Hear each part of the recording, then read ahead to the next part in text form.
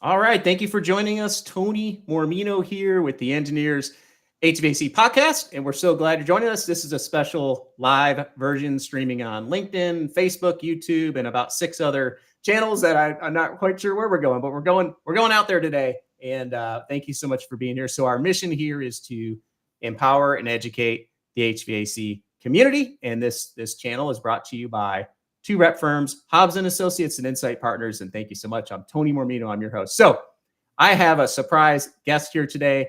We scheduled this event. We scheduled this event with HVAC expert Don Gillis, who canceled. So Don is going to come tomorrow. I shouldn't say canceled. He moved it. He moved his VIP position here to tomorrow at 10. So tomorrow at 10, Don Gillis will be here. So lucky for me, I was on a call earlier with Clifton Beck here, and I said, "What are you doing at 4:00?" And he said, "Why you ask?" Something like that.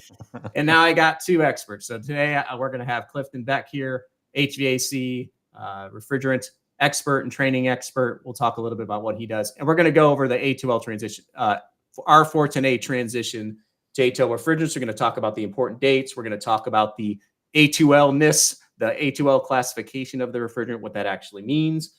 We'll delve in a little bit about the transportation and then training on this as well. If you have questions, please put them in the chat. We love to get questions, and we'll kind of play off of that. And this is a PDH style presentation. So, hey, Hiban, joining from Atlanta. Hope you said your name right. Thank you for joining us. This is a PDH presentation, so my email is in the bottom there. You can email me for a PDH certificate after this. So we already got some questions coming in. So that's great. So Clifton, so Clifton, why don't you introduce yourself? Tell us about ESCO. Sure. And then we'll get into this thing.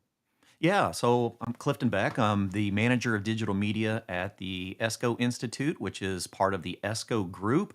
So we are a standards and certification organization. Been around the industry a long time, and we primarily work with our schools, our educators around the country.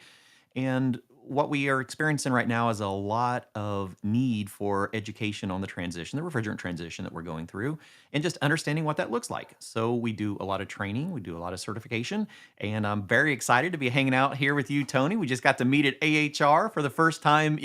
We've known each other virtually, but in presence, it's always a different scenario. So I'm very excited to be here. I'm a technician nerd at heart, really. So I spent about 25 years out in the field, a lot of refrigeration. So I actually went through the CFC phase out and the HCFC phase out, and now just in the 3rd refrigerant transition and trying to help technicians understand what does that look like. It's a lot. That's great. And I'm glad you're here with the hands-on technical experience. I've been more on the sales and engineering side, so it's always great to have folks who've been in the field. It's a good compliment. So what I thought we would do is talk a little bit about, like, for those who don't know, let's talk about what's actually happening, right? So I call it an R410A phase down. I've called it a phase out, which is probably not accurate. A transition to A2L refrigerants. And what's driving this whole thing, when you were talking about previous transitions, when I started in 97, we were going from CFCs to HCFCs, okay? And then HCFCs to HFCs. So it was like, that was all about the chlorine. It was all about the ozone layer. So we had this hole in the ozone, the chlorine was affecting it, yada, yada, yada. We were reducing the chlorine, the refrigerant. Now it's all about GWP, global warming, right? Global warming potential. So, it's really not a R410A phase out. No. It's not just a 410A thing. It's a high, quote unquote, high GWP refrigerant phase out. So anything over 700. That's right. 700 GWP is getting phased down. So why don't you mind hitting the dates, the important milestones in terms of manufacture, in terms of equipment? Like a lot of our viewers are mechanical engineers and mechanical contractors. They work on a lot of commercial jobs. When do they need to order equipment by? Like, what's the last shipment they can get for 410A equipment? Why don't we start with that? Sure, that's the hot one, especially when we start looking at the residential. So residential is set for January 1st of 2025. So that's no newly manufactured equipment. But we're going to have a sell-through date, and that recently got amended through the EPA. So that gives us an additional 12-month of sell-through for our components. But for manufacturing, we're in the last year of manufacturing of R410A equipment in the residential. Now we can pull out the guidelines for the technology transition rule, and we can look at those. I can actually pull them up here in a second if we want to look at any other pieces of equipment. But that's the ones that we've been focusing on the most recently because it's so imminent. I mean, it is coming. We're in the last phase of new R410A equipment, and that's kind of an intriguing but yet kind of scary topic at the same time. Mm-hmm. Yeah. So commercial chillers, HVAC equipment, not including VRF, the last ship date from the factory, 1/1/25, right? So if it's VRF, you get an extra year for some reason. So that's 1/1/26. So, as equipment reps, which is what we are encouraging engineers to, it's funny. Like my experience says, don't order something new right now. Wait, get it out in the field, get it tested, check it out first. But you know what I mean? There's no time. Like there's no time to do that. So you're really stuck. So if you're specifying a job right now, if you're an engineer, you probably want to start getting selections for the replacement refrigerants, which we'll talk about in a minute, which are R-32 and 454B, right? If you're going to get a 410A machine, you got to get it soon. You do get another year to install it. So if it ships in December, you get another year to install that. But, if you're specifying a job, let's say, and it's not going to ship till next year, you definitely want to start specifying that on the new refrigerants. So, so there's the two components to the transition, right? There's the equipment deadlines. I can't ship this past a certain date. And then there's actually the manufacturing of the refrigerant deadlines, right? So you want to talk, not deadlines, but reductions. And I think we were at 10% last year. Now we went down another 30%. Is that accurate? Yeah, so if we look at what has happened primarily with the Kigali Amendment, so we have two things going on that's affecting the HFC phase down. So you have the Kigali Amendment to the Montreal Protocol, and then we also have the AIM Act. So we initiated this entire phase down a long time ago, actually. So we're approaching a decade of discussing what this was going to look like.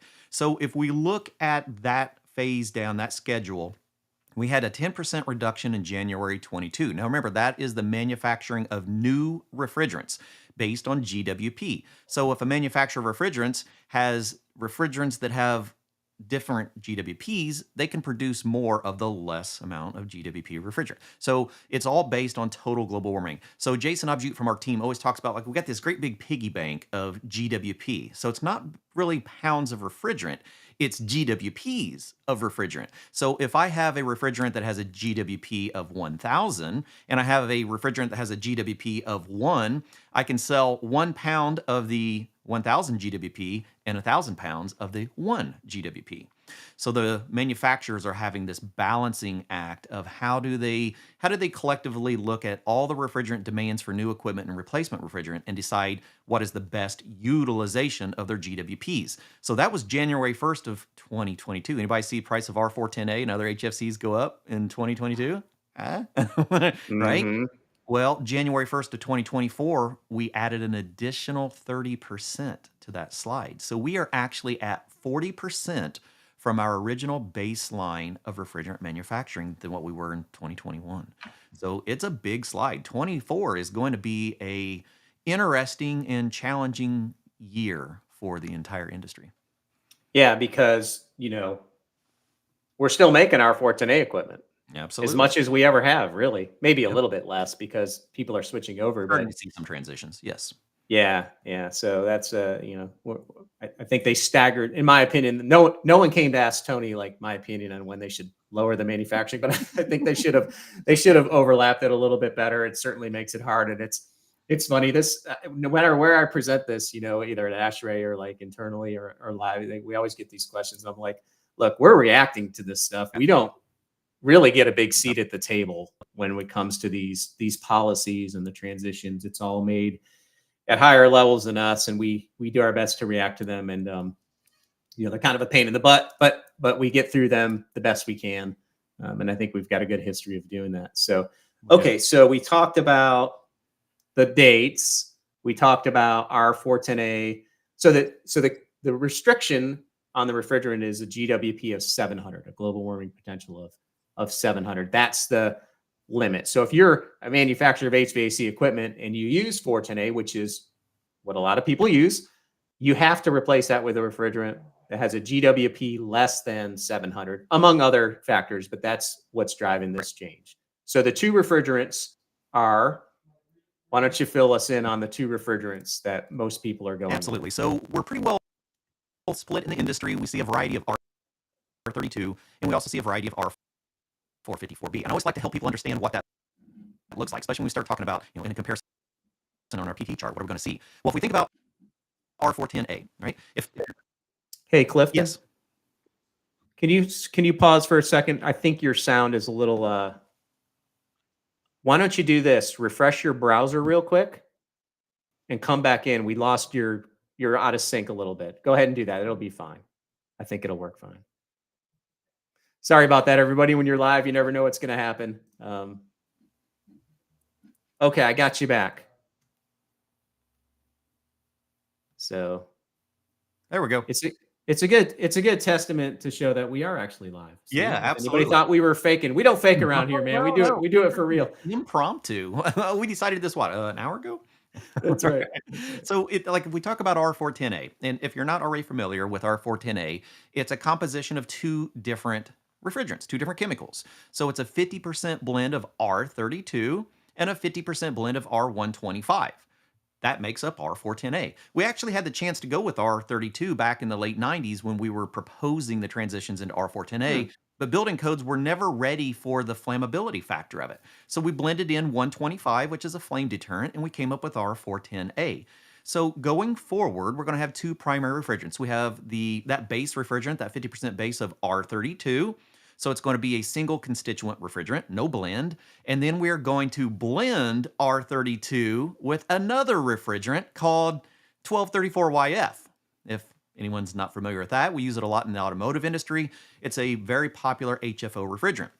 So we're going to have R32 on its own with no glide, and we're going to have R454B, which is 32 plus 1234YF, that has a very, very small amount of glide. And that will be our two refrigerants going forward. I always like to make sure people are aware that R410A actually had glide to it. It was two different refrigerants, but it was so close, we never truly took it into effect when we're looking at things like subcooling and superheat. Right. So that will be the two primary refrigerants that we will see in residential, like commercial.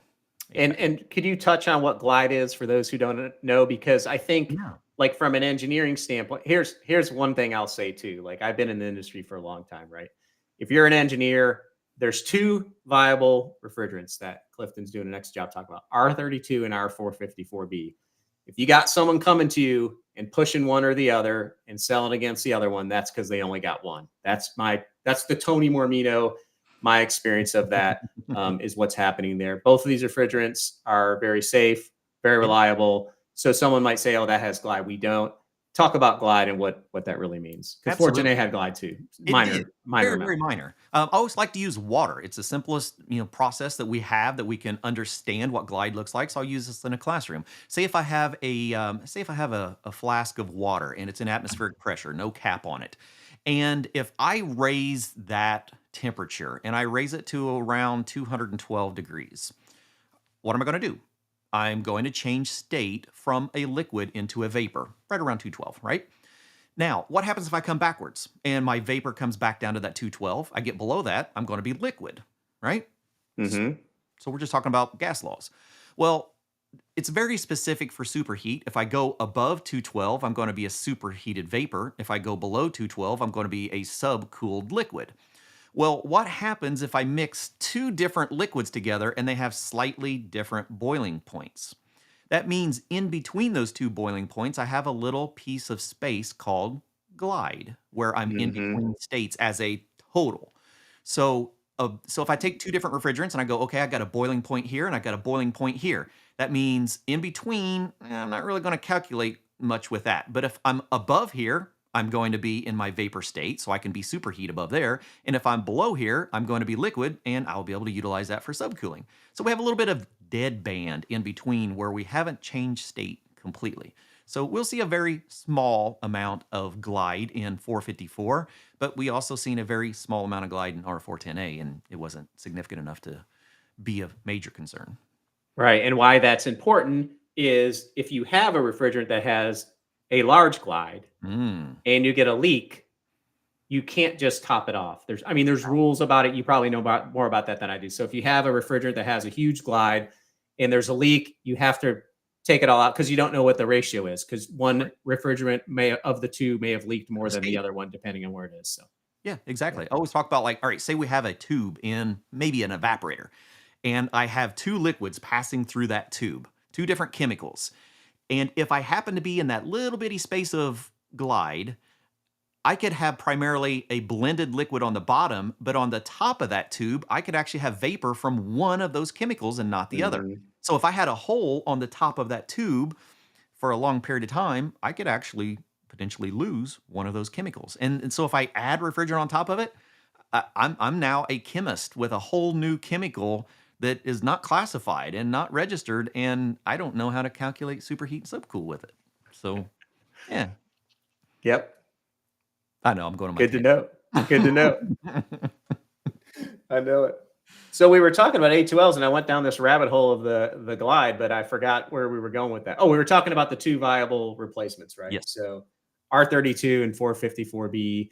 What about from like a pressure standpoint, temperature standpoint compared to 410A? You tell us what your experience is with All that. very, very similar. We're only going to be a few PSI off at different temperatures. And I need to do that. I've got a slide that I put together for 32 and 410, but I don't have one for 454B yet. I need to do a comparison of all three of them so that you can see, but they're very, very similar. We're not talking about drastic differences. Like if we go Hmm. back and we talk about like that HCFC phase out where we were going from 22 to 410, there were big pressure differences, right? Sometimes we had to even change our gauges because we weren't reading high enough pressures. Well, Hmm. when we make this transition, our actual PT charts are not anywhere significantly different as we were in the past. We still need to get comfortable using our PT charts once again, or always like we should. And there will be software updates for digital gauges that are already A2L compatible. And so we're just going to do firmware updates to modify our PT charts. Yeah. So if you're a manufacturer and you're a tech, it makes things a lot easier from the last transition. So Oh, yeah. you look for that refrigerant, and manufacturers have to make the decision which refrigerant to go with, and they look at probably many factors of the refrigerant, where it's made, who makes it, the Yes. cost, the pressures, the temperatures, and then they pick the one that best matches their, economically it's best for them. So what different manufacturers are announcing what they go with. Some manufacturers going with R32, some are 454B, but they're both under 700, so they're both okay. Yeah. And they both work great, and they've both been around a while. There's nothing new, and I always like, we're going to get into the A2L classification, which I think, at least what I've seen, that's the most different thing about this transition is it's a considered lightly low flammability, I think is a technical term. But, and I always say, well, you got, an A2L in your car. If you've got a newer car over the last 5 or 10 years, you've probably got, is it 1234 YF? Is that the Yeah. refrigerant in automobiles? Yeah, so we actually introduced that very first vehicle was 2012 with a Cadillac CDS, and then Hmm. we started migrating into light duty trucks in 2015, and we are now going to be so you got to remember, we're not the only industry going through these transitions. Every industry that uses chemicals and regulated substances are going through these same transitions. So automotive is in their own phase out of 1234 Hmm. YF to go to 1230 or from 134A to go into 1234 YF in this same one. So they're scheduled for model year 2025. So think about that. We think about we're the ones struggling to make this transition. What if you're an automotive technician and your model year is 2025? Tony, when does the model year 2025 vehicles come out? Sometime in late 2024. So Right. they've Right. already had to make that transition. So yes, we Yeah. will see 1234 YF in all of our new motor vehicles. Got it. So we do have a question. Matthew Trotter is asking, when will the final rule be finalized? No, that's a great one. So now it's a good question because this is kind of a two-part loaded scenario. Are we talking about the final rule for the technology transition rule? Because that one will be in September. So that's when we finalize for sure any changes that we're going to be making off from the technology transition. But there are still things in there like the AIM subsection H of the AIM Act, which is another rule. So we're going to see a variety of things happening this year, but The final rule for technology transition rule that just came out from EPA a few weeks ago, and I believe September 18th, but I could be off on that date, but in that ballpark. All right. So I'm been giving this presentation for a year now, and Don told me that yesterday, and you told me this today. So the technical transition rule is different from the NOPR before it was approved, or I don't know what the technical term is, but was the dates of the manufacturing. You can't manufacture equipment after this date, and it was the phase down of extra refrigerant. But this is something different. This is a different part of the AIM Act, the technical transition rule. Is that what it's called? Am I Technology saying that right? transition rule, yeah. Technology. Okay. And so Tony, I will share with you. I've actually got that final rule if we need to share that or if you want to see any of that, because it's Sure. broken down between two different things. And so this is where people will sometimes not understand exactly what that looks like because it is going to be different between our products. And I'll show you. Yeah. Right, Take your let me time. share this one up. Yeah, so this is one. So with the technology transition rule, what we're doing is we're setting all of the dates, but we're also setting, in addition, some refrigerants that are in those. So when we look at the technology transition rule itself, let me get over here where I can scroll. This is our technology transition rule, the final of the technology transition rule, which we are already into. And this is what we're breaking down by these refrigerants. So just depending on what that equipment is, every sector is getting some kind of a change. And it's not just 700. Now, we recognize Mm-hmm. 700 for stationary residential, like commercial heat pumps, but we also have to think about things like vending machines. We're going to see a 150 GWP limit on that. And so we have a variety of different applications for products. Yes, we are going to see the 700 for our chillers and standalones and data centers, but we're also going to see industrial process refrigeration, some of those going down as low as 150. Retail food refrigeration, 150 by January of 2025. Mm. So all of our commercial refrigeration folks out here, you're going to see not just the transitions with our 32 and 454, you're going to see all sorts of new refrigerants. Like that 454, there's actually three of them. There's 454A, B, and C for different applications for different medium and high and low temperature or pressure pieces of equipment. And they're just different blends of 32 and 454. So it depends on whether it is, so you notice on the technology transition rule, you've got products, Mm-hmm. and then you've also got down further another little disclaimer for systems, all right? Mm. It depends on how it was designed. But most of it stays very consistent, especially in our side of the industry when we're talking about residential, light commercial, and our industrial. When we're talking about HVAC systems in general, we're going to be in that 700 GWP by January 1st of 2025. Nice. So here's a question I've gotten every time I show this part of the rule. Hey Tony, if any machines can go down to 150, why are we at 700? And I say, I'm not sure, but I think it's because they can. we don't have the ability to do that with a 50-ton packaged unit that I'm aware of. Well, and so what we find in a lot of this is the capability of refrigerants. So I've spent a Mhm. lot of time talking to our different chemical manufacturers on what abilities and inabilities we have with the refrigerants. And remember, so we're talking about the design pressure and we're talking about the design temperature that our refrigerants are going to be going into a system and what oils they're going to be running, what types of compressors. So what we find is we don't have a lot of solutions. We're kind of limited with what we can work on. And especially in the residential and light commercial, now we have the whole flammability concern, right? Because Mhm. our lowest GWP refrigerants typically have the highest flammability, except for things like CO2, which has a high pressure. So as we start, as a rule of thumb, as we Mhm. approach lower GWP on our refrigerant, we're gaining flammability. And so it's a combination of, well, how much refrigerant can I put into a system? So some of these smaller systems are actually going to A3 refrigerants. That's where that 150 comes into play. We're going to see a lot of A3 highly flammable refrigerants going into some of those smaller pieces of equipment. Got it. Okay, so that's good. And that's a good segue in the A2L. We'll talk about that in a second. We got another question from Rachel Stalker. Yeah, Courtney, just send those through the private chat. That's perfect. So Courtney Sanders is working to keeping the ship going here. You're doing a great job. So Rachel Stalker, I hope I'm saying that right, is R134A on the same phase out timeline as R410A? Good It question. depends on what it's going into, right? So if we look What at is it with us HVAC guys? Every answer starts with it depends, right? if we look at the GWP of 134A, what you'll find is it doesn't fit in any of these categories because it is above 700 GWP. It will not be able to be utilized for any of these functions. So it depends on the equipment.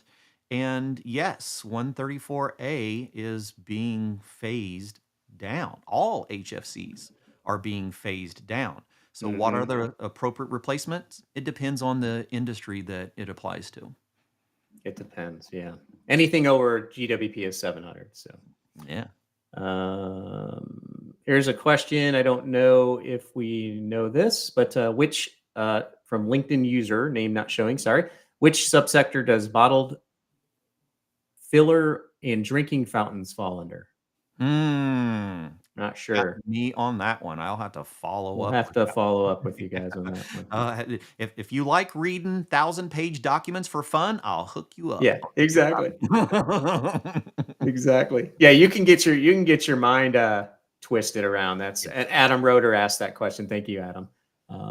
Yeah. So another question, Silvano asked, "Do you see any potential impact of ERF systems with these changes?" And I would say yes. Yeah. Most of them are like, "Here's what we think we're going to do," but they're not 100% sure, so they're a little bit hesitant to publish things because there really are a lot of questions out there. But the basic principle behind it is we're going to have leak detectors at certain places, either at the HR recovery boxes, at the indoor unit itself, or in the actual zone sensor, or maybe all three. I don't know.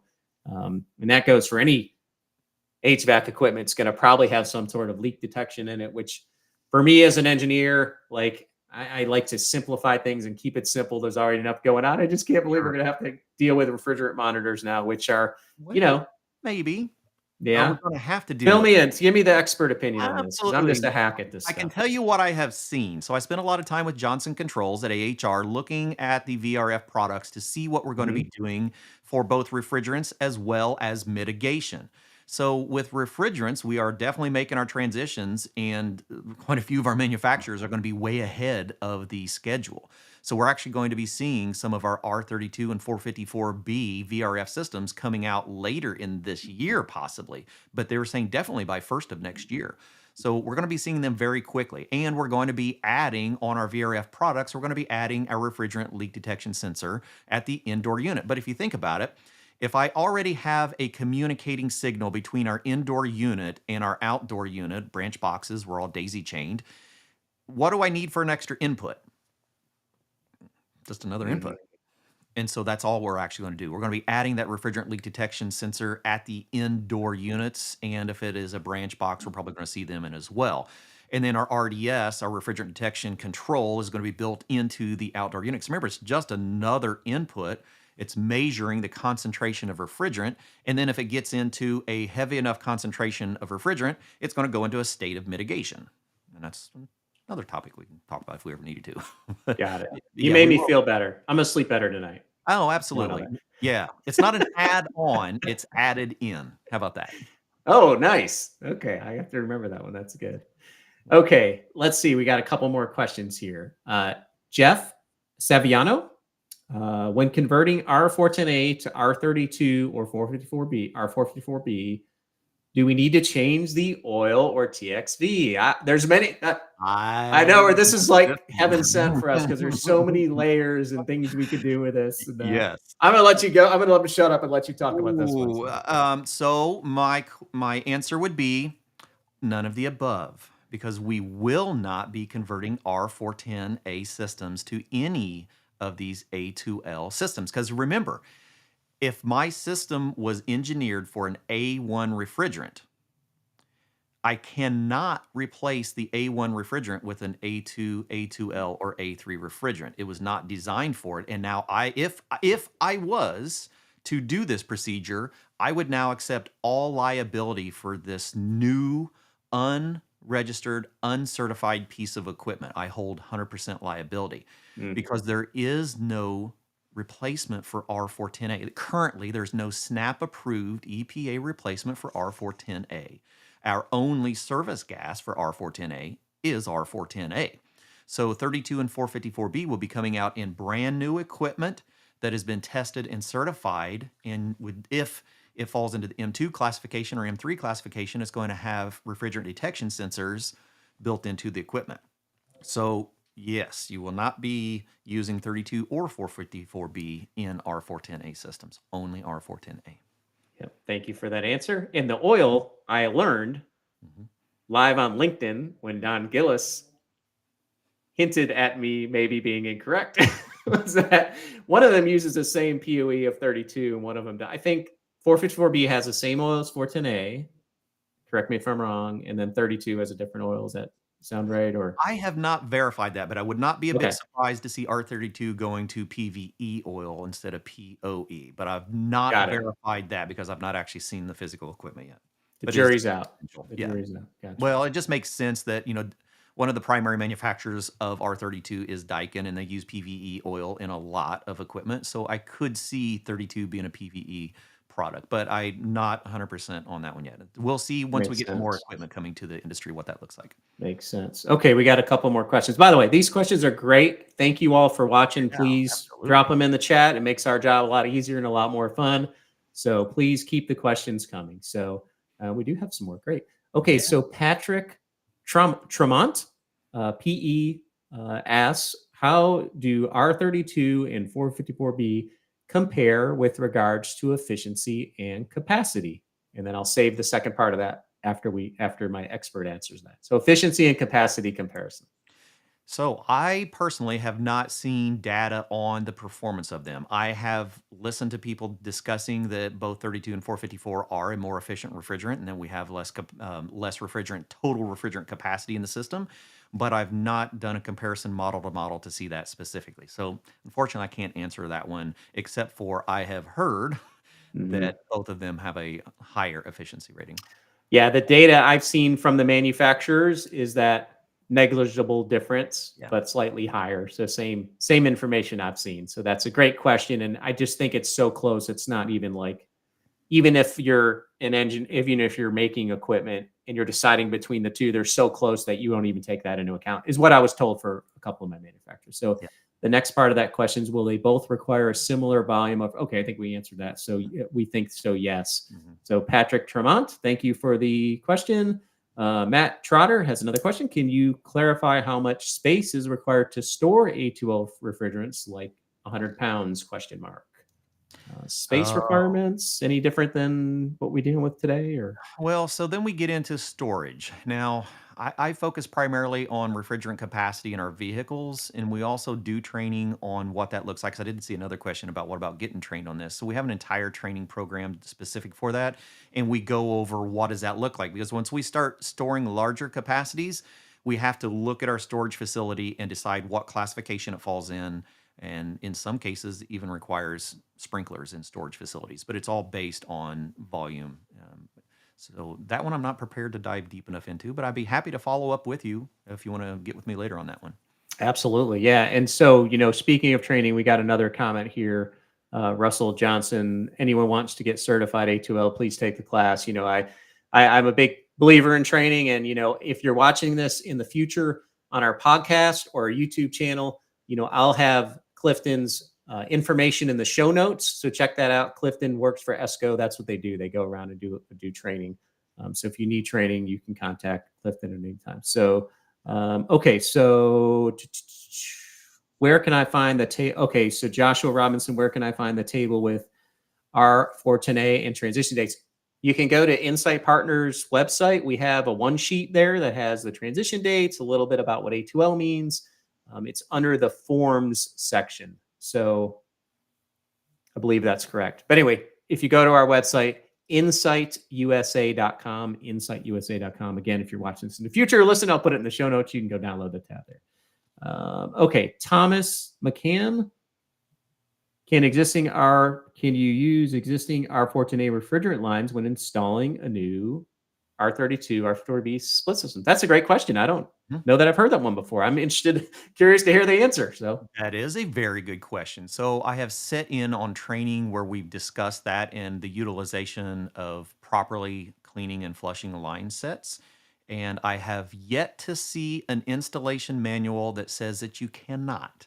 So I will leave it at that for now, because remember, our codes for the applications of them are not exactly specific on the inside of the line set itself. It's more of the installation of the equipment. But when you read the installation manuals for the equipment, I have not seen anything yet that says that you cannot utilize a properly flushed line set. But if that changes, I'll definitely be out there ringing that bell. You'll let us know for sure. Absolutely. Awesome. Okay, another question from Travis Gray, PE. And again, if you have questions, please drop them in the chat. We're glad to answer them. So can existing refrigerant monitors in chiller rooms be used with these new refrigerants with utilizing new sensors, or is it product dependent? So that's a good question too. That's interesting. I actually just had that conversation today with a manufacturer of RDS sensors for rack rooms. So that's a very timely question. So what we're seeing is that it really depends on the sensor that is being utilized for the application and the threshold limits that are programmed for it. So you're definitely going to have that conversation with the manufacturer of your controller to see if the controller will accept a new A2L sensor and then program the thresholds for the alarms. So it is a very big topic right now in the manufacturing side of RDS equipment and sensors, as what sensors are compatible, what systems need to be updated. So I'm not very fluent on that, but I can tell you that the manufacturers are absolutely looking at what systems can be simply utilized with a new sensor and a programmable threshold. Excellent. I'm glad you're here to answer that one because I had no idea. But... No, okay, let's talk about the A2L aspect of this thing, because that has got a lot of people confused or concerned, or I don't know what the word is. Probably more confused than concerned. But yeah. So A2L. Let me get this. Trying to move these screens on. Okay, so ASHRAE 34 designates the safety classification of refrigerants based on toxicity and flammability. So if you look at this chart here, on the bottom, you'll see we have from left to right, lower toxicity to higher toxicity. And on the x-axis, on the y-axis, we have increasing flammability, which goes from no flame propagation up to higher flammability. And in between there's something called lower flammability and flammable. And I keep calling A1s non-flammable, and I keep getting corrected. That's not technically what it is. It's no flame propagation. And I'm like, okay. All right. So I try to get my terms right. Doing a lot of these live shows will get you accurate when you're talking to a bunch of engineers, especially. So this is kind of this chart you're looking at here with these boxes is right out of the ASHRAE 34. So, A1 is R410A is A1, lower toxicity, no flame propagation. And I understand there used to be just flammable and higher flammability, but A2Ls came out and they're not quite flammable and they're not quite no flame propagation. So they came up with a new classification called A2L. Correct. A, lower toxicity, 2L has to do with the flammability, right? So the first letter A means lower toxicity, B means higher toxicity. And, give us some, what would be like where's ammonia in there? Is B2 or B3 or instead of B something? It's a B2 or B2L because it is both toxic and slightly flammable, but I don't know for sure exactly which one that falls. And I never actually worked with ammonia, but I should know that better. That's on me. No. Something along those lines. It's the only toxic. Yeah. It's the only toxic example I could think of. That's the only reason I brought it up. But, 410A is an A1. But the two refrigerants we're talking about now, R32 and 454B, are A2Ls. So when you hear A2Ls, that's what they're talking about. Like for the longest time, I was like, what does this mean, A2L? I've never even heard that before. And I'll show a few slides here with illustrate that. So like when if you look at this test chamber here in this diagram, this flask or this, I don't know technically what the word is for it, but basically there's a stopper on top. They put some refrigerant in there and they stir it up real good and they ignite it. And the spread of that flame is part of what determines you correct me if I'm wrong, determines the classification of it. So if you look at this picture and these yellow lines, you can see the flames barely touching it. That's R410A with no oil. And in my mind, an A2L is like a big burst of flame. But if you actually look at the test and compare it, it's actually very small. So you can see there's not much of a difference between the two. Ammonia is a B2L. Thank you, Todd. He clarified us on it.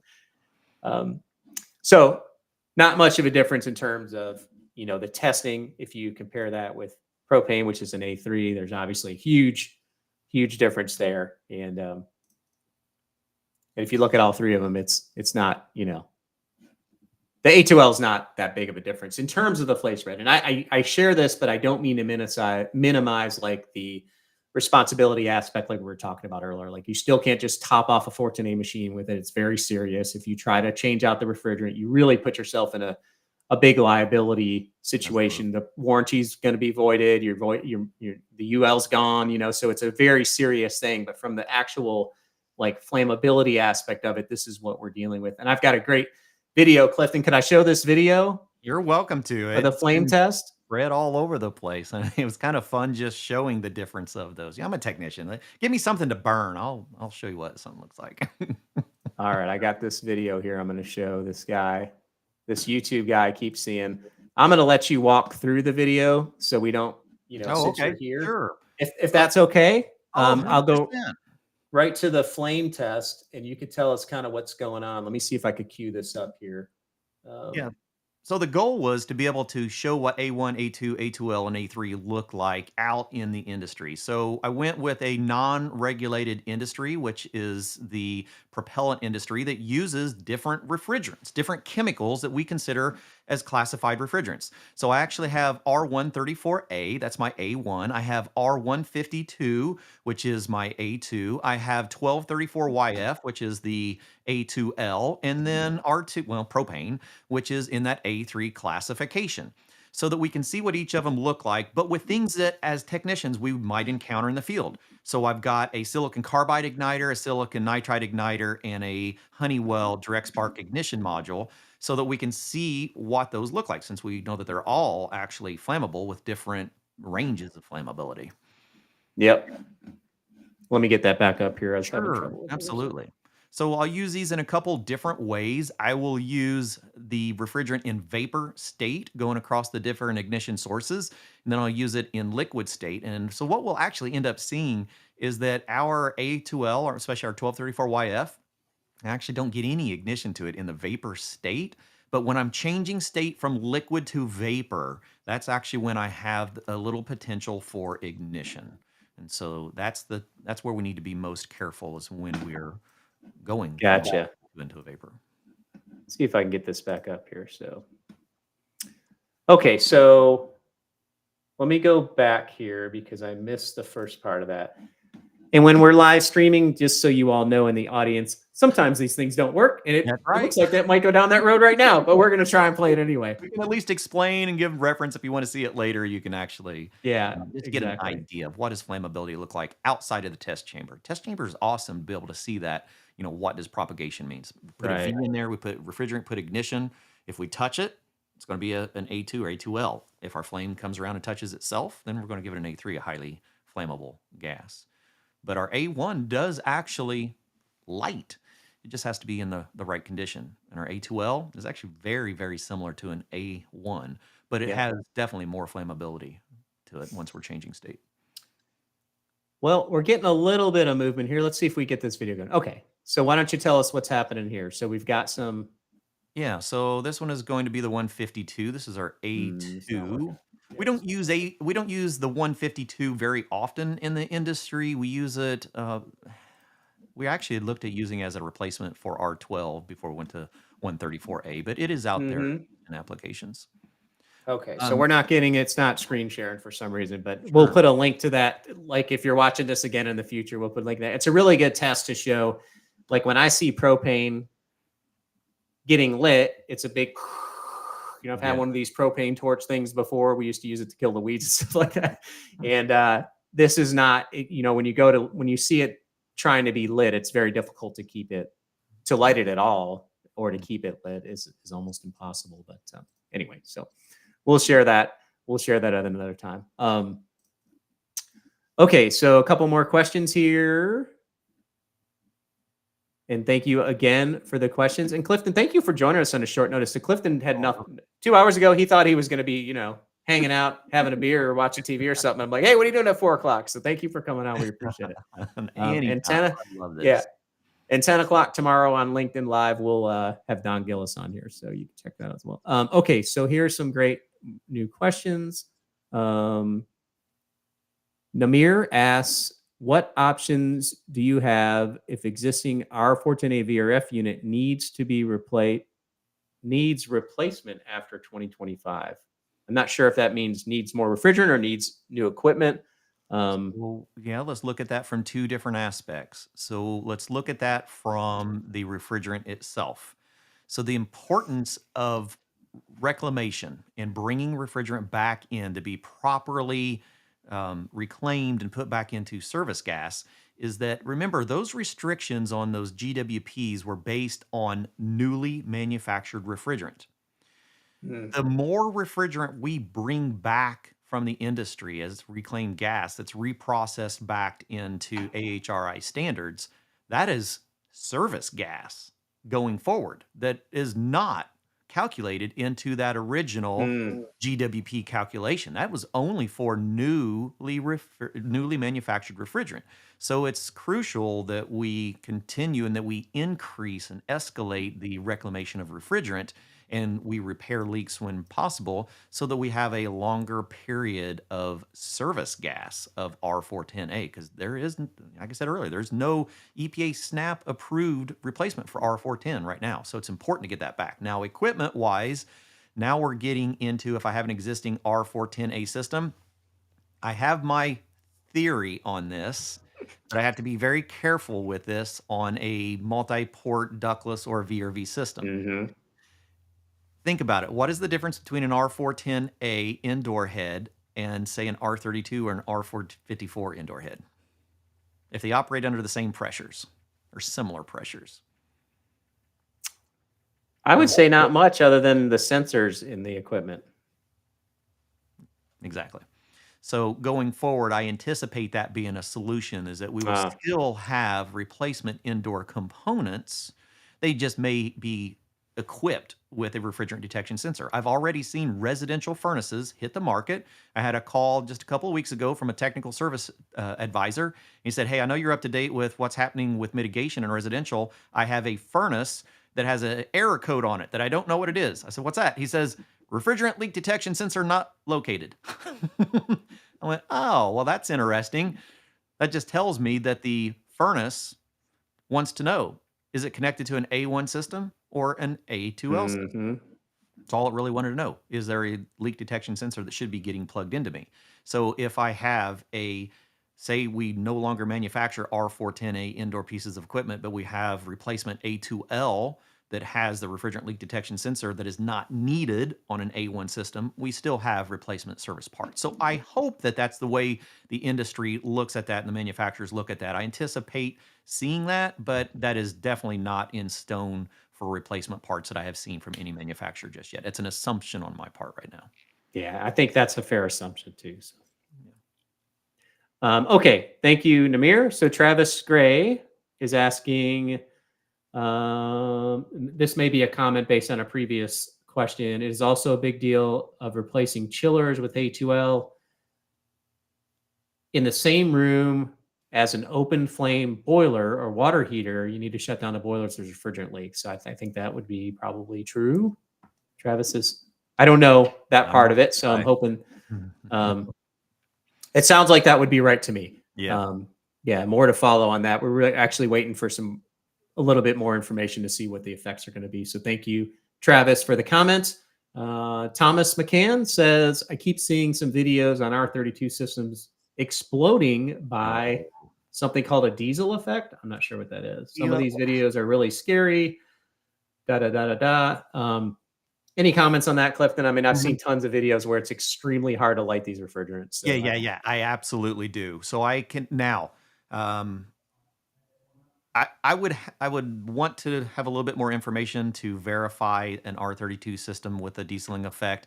I can tell you what I have witnessed and validated, that some of the ductless videos that we have seen from other countries that have explosions of ductless systems are because there are places in the world that have allowed R290 ductless systems to be introduced into the market. So I can absolutely imagine an improper installation and an improper servicing of a R290 ductless system, which are not allowed in the United States, that have not fit any kind of building codes, could absolutely have some explosive characteristics. So if I found some contradictory information of that, I would love to see it. But all the videos that I have been shown and witnessed myself are R290 ductless systems that we'll probably never see in the US anyhow. And R290 is propane. Highly flammable. Is that right? Okay.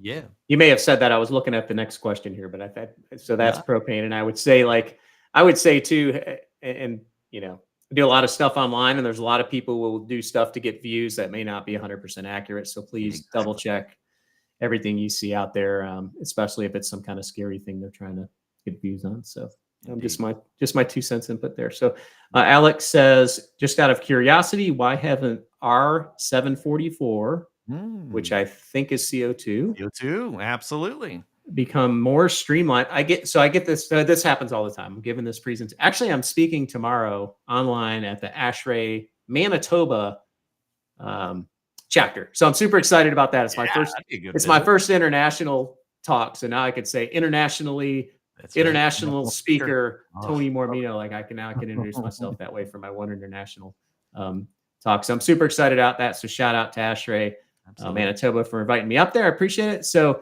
a lot of times we do this presentation at the end. Why don't we go to propane? Why don't we go to CO2? And really, there's no. And I'll let you talk about it more. But it's extremely high pressure, and I believe it has. Is it CO2 that has a problem with copper, or is that one of the other refrigerants? I don't remember. I'll let you talk about your experience with that. I'm actually not a CO2 guy. I wish I would. I've got to learn more about it. We're actually working on a CO2 project that I'm not involved with, that I'm looking forward to our CO2 training so I can learn a little bit more about myself. I always have to reach out and learn more about CO2. I've never worked on a CO2 system personally. Yeah, I am not a CO2 guy either. I do have this slide here, which I'll try and share. So the CO2 there, very high pressure, 1,000 PSI. That's high. So a standard R410A is in the 4s. I hit aluminum coils. Yeah. Requires stainless steel refrigerant in coil tubing, very expensive, and welding instead of braiding. So it's not very practical. Not very feasible for commercial package units. Now I can tell you it is very efficient for heating, and we do actually have a specific manufacturer that's making a CO2 heat pump, air-cooled heat pump chiller. So you can use it for applications like that if it's And then we talked about ammonia, which is toxic, and mildly flammable. And then, you got to evacuate if there's a leak. And it's also corrosive to copper. So I think packaged rooftop units and chillers have copper in them. So just a little bit. So that wouldn't work. And then the propane, I don't know. I just can't even imagine. I wouldn't have a big problem with it if it was tested, but a lot of people might have a problem with that from the flammability standpoint. So, absolutely. Okay. So that was a great question by Alex. Okay. We got a few minutes left here. Reference above the open flame boilers. Oh yeah, ASHRAE 15. Travis, yes. Great, thank you, Travis. 8.13.1. I'm looking for an expert on ASHRAE 15 to come in and have this conversation. So I'll find one and we'll bring it to you guys soon enough. But anything else you want to cover? We burned up an hour here, which is great, and thank you all for joining us. What else? Any parting words on this, Clifton? Oh, if you need training, and I think I mentioned this before, please reach out to Clifton and their their group over there at ESCO. They do a fantastic job. A2L training, among other trainings. Again, check out the show notes, and you could find Clifton's contact information, their website. And anything else there, Clifton, you want to talk about before we go? That's it. I really appreciate you plugging us for the resources. We look forward to, joining forces to educate a community. I mean, we're all part of this community and we all have these challenges. And so as we go forward, these relationships are going to be key. I already see some other industry professionals that do the same kind of, education and speaking out in the industry that's even joining us today. And this is really what it comes down to. We all have our part to become better together. Excellent. Great parting words. Thank you, Clifton, for the short notice. And we'll hang out here for a minute. I'll put up some QR codes for our guests if you want to connect with us on the HVAC, on our YouTube channel, HVAC TV, or our podcast called the Engineers HVAC Podcast. And thank you so much for joining us. Thank you, Clifton. Thank you. Appreciate it, everybody. Thank you.